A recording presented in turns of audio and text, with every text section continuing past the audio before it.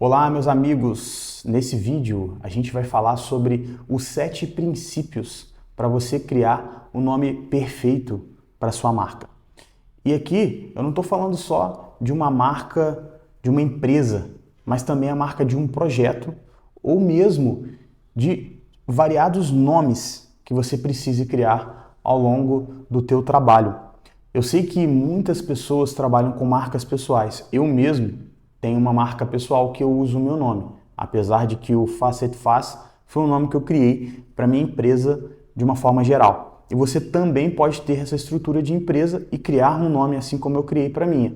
Mas, independente se você é uma marca pessoal, você em algum momento pode também precisar criar um nome para algum projeto interno ou até para marcas que vão ser paralelas à sua marca pessoal, que podem ser novas empresas, novos produtos que você vai oferecer para a sua audiência.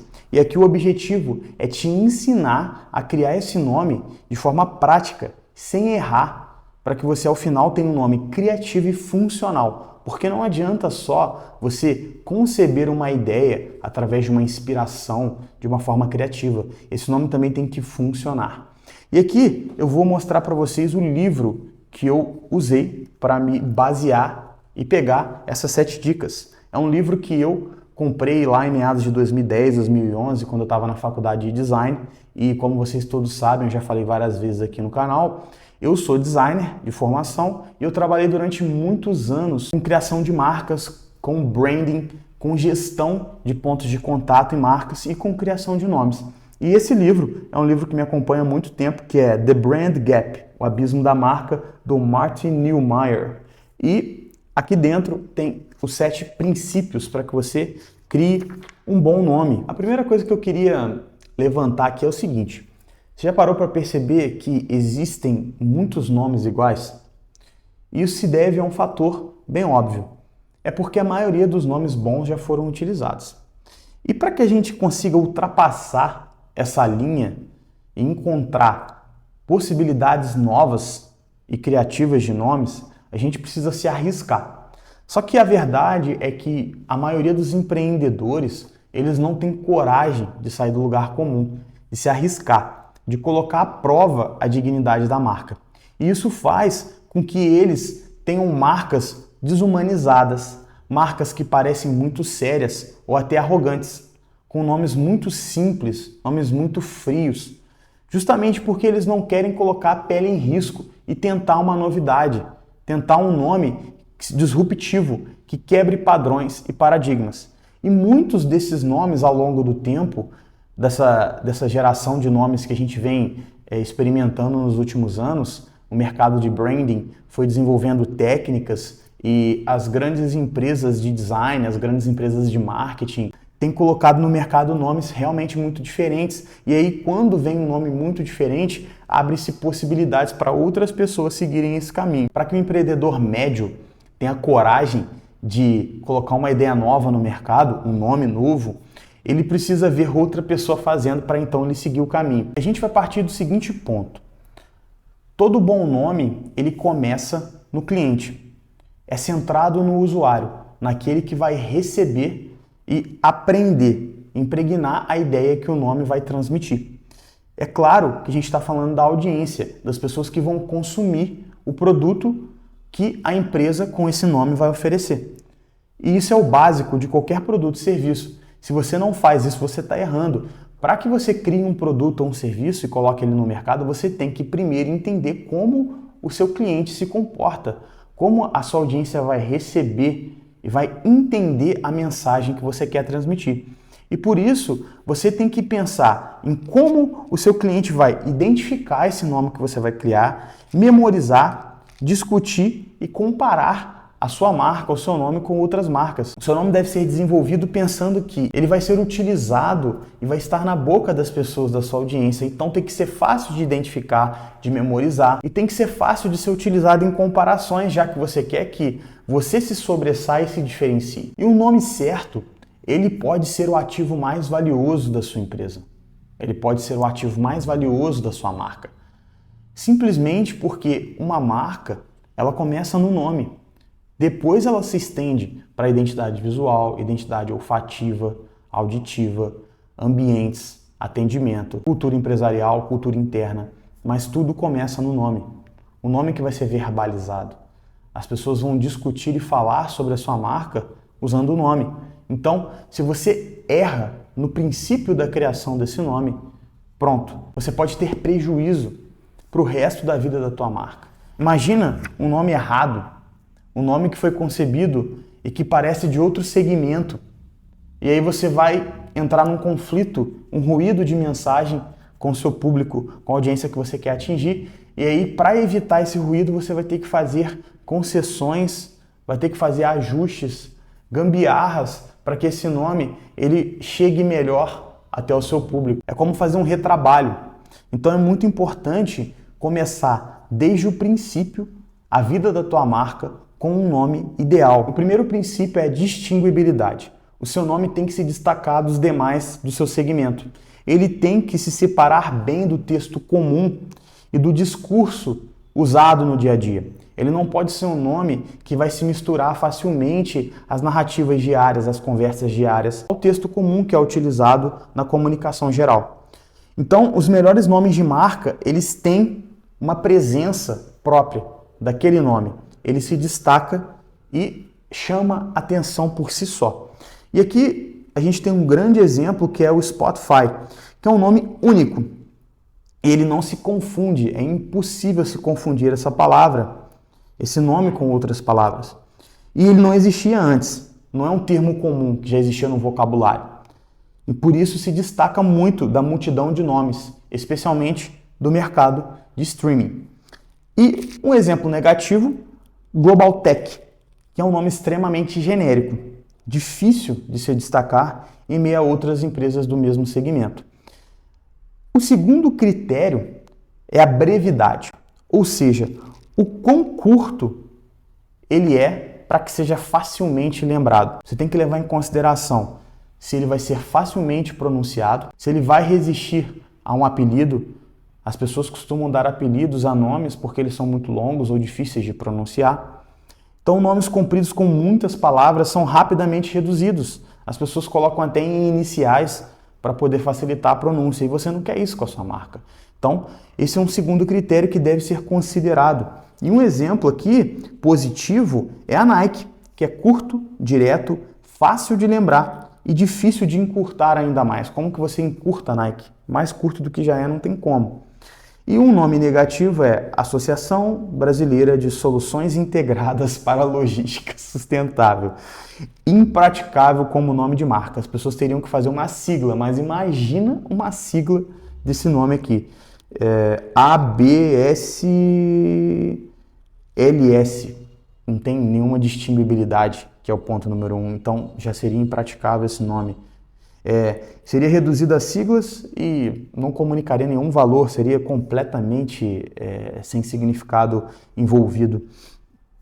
O terceiro critério é conveniência.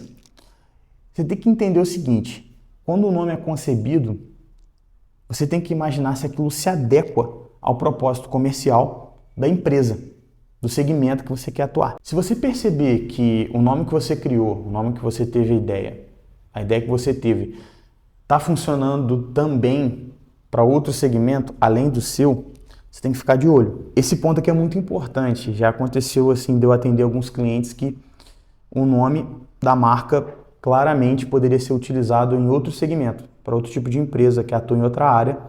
E assim, como uma pessoa queria que eu criasse só a identidade visual, ficou difícil até de eu falar. A pessoa era apegada ao nome e é aquilo que eu falei ali, que eu falei um pouco antes.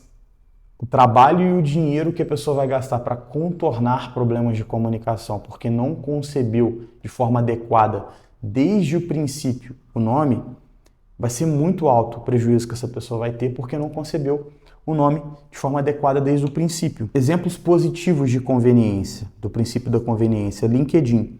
Comunica bem seu propósito de conectar profissionais. E um exemplo negativo é o Flixster. Era para ser o nome de uma plataforma de filmes, mas o nome não comunica bem o propósito, que seria um streaming de filmes, que parece mais algo relacionado a esportes, né? Ou redes sociais genéricas. Flixster. De fato, Isso aqui poderia servir para qualquer outro segmento, então é um exemplo negativo.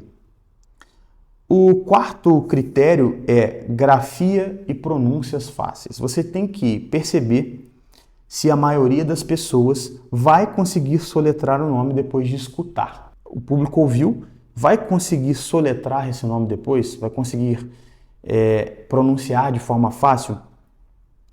Eles serão capazes de pronunciar depois de vê-lo escrito?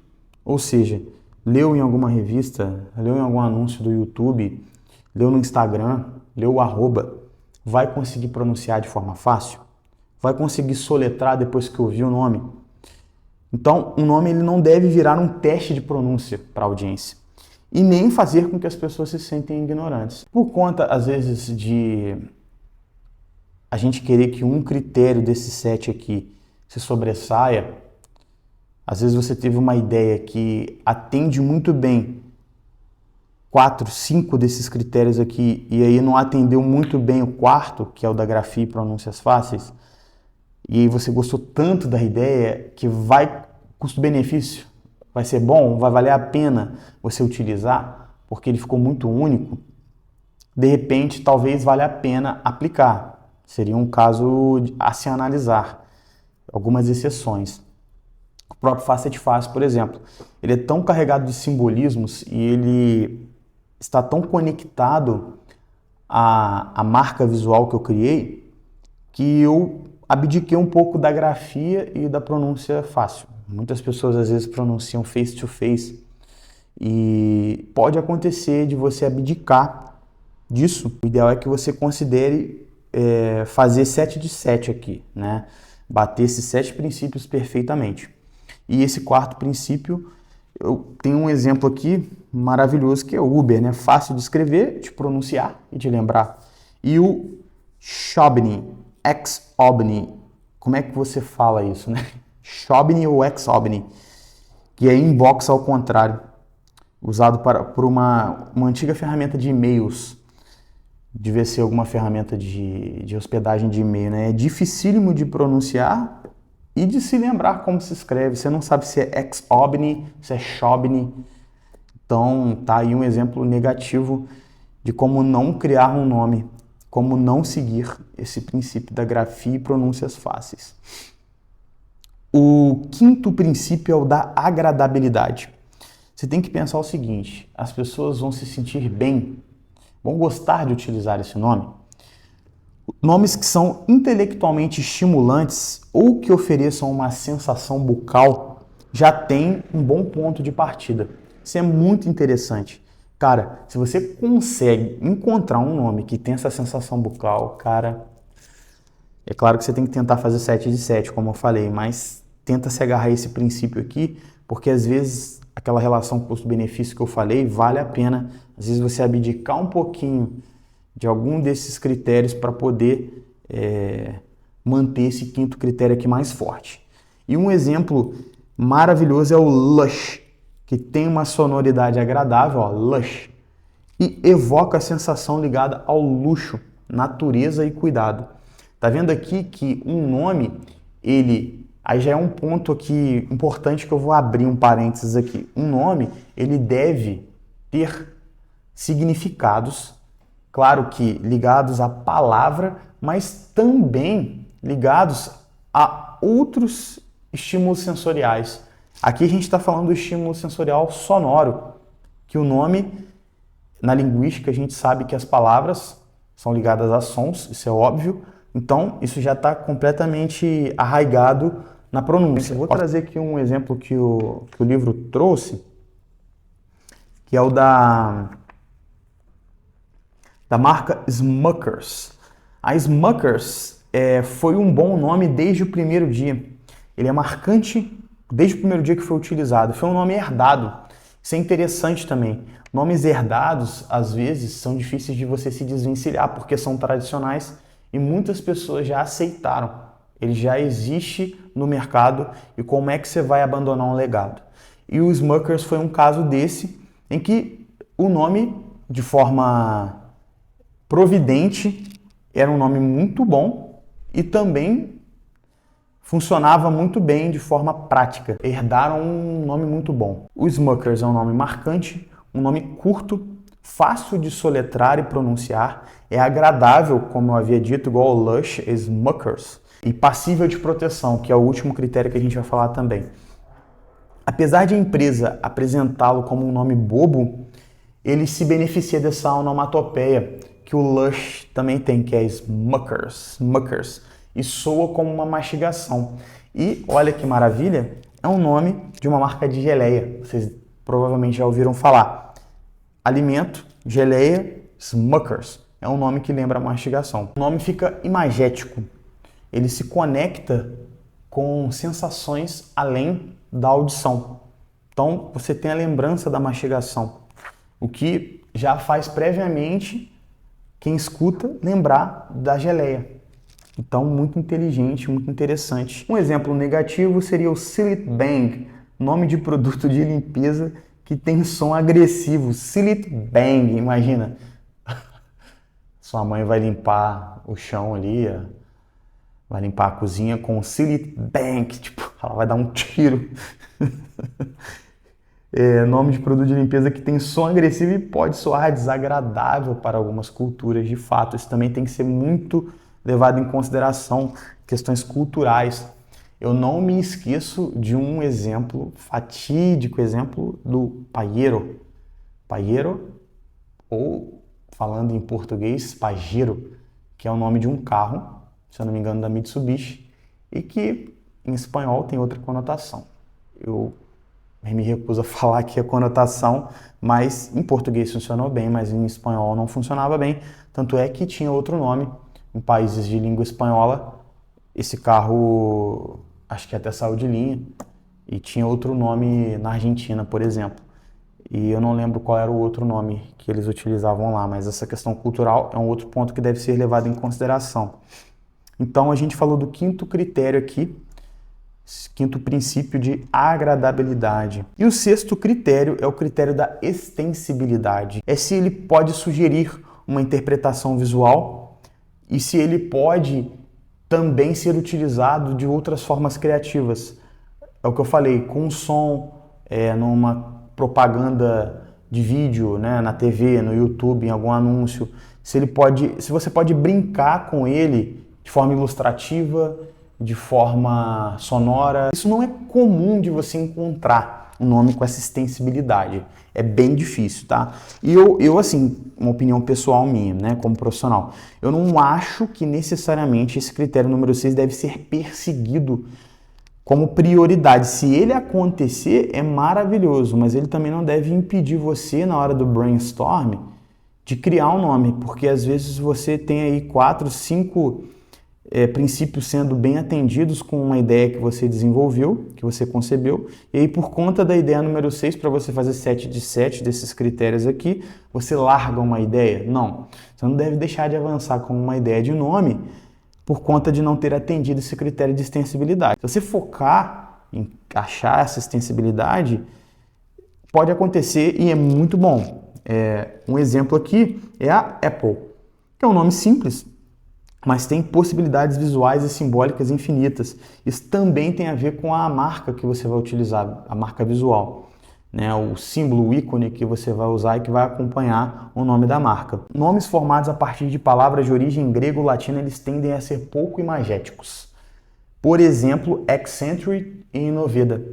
Eles são nomes que você não consegue escutar, olhar para eles e conectar a cenários. Eles não são nomes sensoriais que te recordam outras sensações, te trazem significados relacionados aos outros sentidos. Agora, palavras de origem anglo-saxônicas, nomes de pessoas também são altamente imagéticos e produzem imagens mentais vívidas. Isso é interessante para analisar e validar o critério 6 da extensibilidade. E aí, como eu disse, o exemplo da Apple é muito interessante por isso. E Betty Crocker. A Betty Crocker é um nome perfeito porque são nomes que têm essa questão da pronúncia agradável, são nomes poderosos, combinam muito bem com um tratamento visual para criar ícones que Ícone, a gente fala logo, né, popularmente, mas a logo ela é composta de logotipo, que é a parte escrita, a grafia, que é onde você utiliza as popularmente chamadas fontes, e depois com o logotipo se complementa o ícone, então se faz a marca visual, a assinatura visual. E Betty Crocker e Apple Computer, elas têm facilidade de extensibilidade. Essa extensibilidade é alta porque você consegue trazer um tratamento visual num ícone e fazer essa conexão perfeita com o nome. Isso é muito interessante. O sétimo critério é o critério da possibilidade de proteção. Isso é muito importante. Assim que você conceber uma ideia e começar a tomar gosto por essa ideia, uma das primeiras coisas que você tem que fazer é uma pesquisa preliminar no INPI e nos serviços de domínio web para ver se essa marca funciona também na web. É muito importante. Imagina você criar uma marca de nome, pensar em tudo, ter todo o trabalho e chegar lá e não conseguir registrar o domínio dessa marca. Hoje em dia, você não ser dono do domínio da tua marca é impensável. Você tem que fazer uma pesquisa preliminar na INPI, que é o Instituto Nacional de Propriedade Intelectual, que é onde você registra nomes de marca, e lá você vai verificar se o nome já existe ou se já existe algo parecido, e também na web. Você vai entrar nos principais serviços de domínio, vai pesquisar pelo nome da tua marca e vai verificar se já existe pessoas donas do domínio que você deseja ou se não. E se não tiver, maravilha, já é um bom sinal de que você consegue registrar essa marca. E assim, quanto mais registrável é essa marca, mais único é esse nome, óbvio. E tem até a ver com o princípio número 1 da distinguibilidade. Possivelmente o seu nome vai ser único também na hora da diferenciação subjetiva, da impregnação da mensagem da marca, quando a audiência tiver contato com a grafia do nome. E isso é maravilhoso. Aqui nós temos exemplos positivos dos Zappos, por exemplo, que foi a Zappos, né? É um nome inventado, que foi facilmente registrado, defensável e com domínio web disponível na época. É uma marca bem antiga, mas é um ótimo exemplo.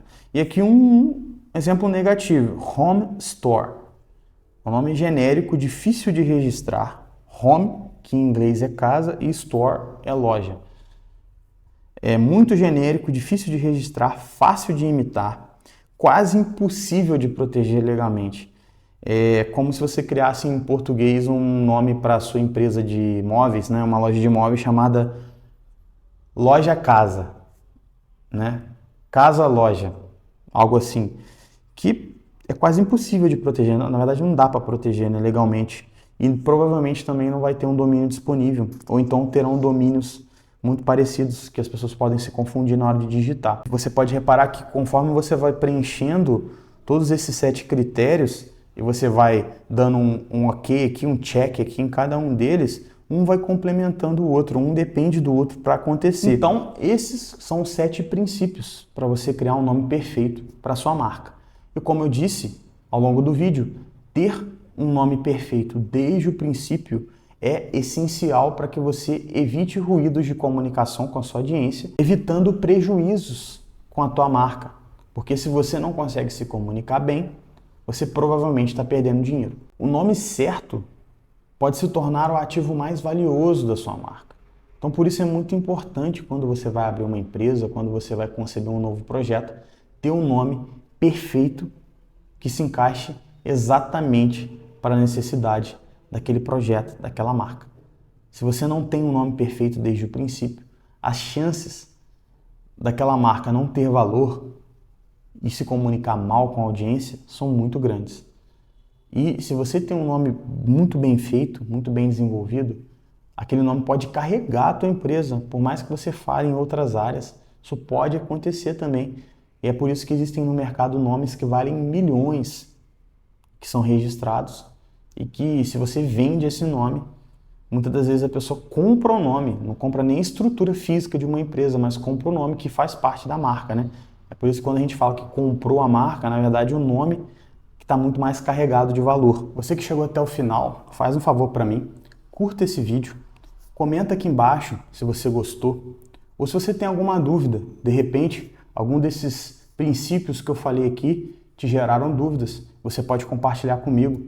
E compartilhe esse vídeo com pessoas que estão começando uma empresa, querem criar um nome para uma marca, algum projeto. Um nome que não é criado desde o início, atendendo esses 7 critérios, a chance da comunicação ser ruim com o público é muito grande. Inclusive, eu queria dizer para você que eu ofereço consultorias individuais para que você crie um nome perfeito para sua marca. Eu posso te ajudar com isso. Se você quer minha ajuda, clica aqui no link na descrição do vídeo para você entrar em contato com o atendimento do Facete Face pelo WhatsApp. Eu queria também lembrar você do Mapa do Expert, que é o meu curso que você desenvolve um mapa de comunicação para o seu negócio digital. É um guia, um passo a passo para que você utilize a sua história, a narrativa da sua vida a seu favor e ao final tenha como resultado um mapa de comunicação para se comunicar de forma autêntica e se diferenciar dos seus concorrentes no mercado. Tem tudo a ver com o que a gente falou ao longo do vídeo, que é diferenciação,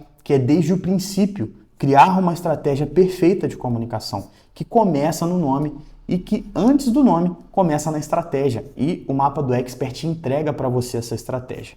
Clicando aqui no link abaixo, você consegue comprar esse curso e eu vou dizer para você, é menos que uma mensalidade de academia. Ou seja, você só vai ganhar contratando esse curso porque ali dentro tem conhecimento muito rico de como você se comunicar. Você vai sair dessa estagnação de não saber como se comunicar, como criar conteúdo, como desenvolver narrativas inteligentes para falar com as pessoas. Isso vai destravar você até mesmo na gravação de conteúdo, seja para YouTube, seja para Instagram, em qualquer ponto de contato que você tenha com o seu cliente. Eu agradeço muito que você assistiu esse vídeo e até o próximo. Um grande abraço, em frente sempre.